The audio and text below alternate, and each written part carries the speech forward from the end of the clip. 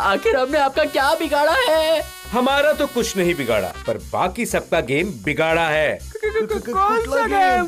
तुम सबने मिलकर कबड्डी में चीटिंग की है और दूसरे बच्चों को सताया है।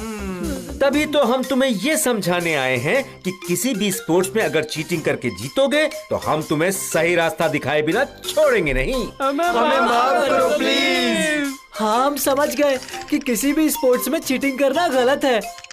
तो अब आगे क्या करोगे? हम रेफरी को सब सच बता देंगे और फाइनल का कप भीम की टीम को दिला देंगे। हम प्रॉमिस कर रहे हैं कि आज के बाद हम कभी भी किसी भी गेम में कोई चीटिंग नहीं करेंगे। ये हुई ना बात। अब जाओ और सब मिलकर और जम के खेलो। हाँ। थैंक्स भूत अंकल, बाय।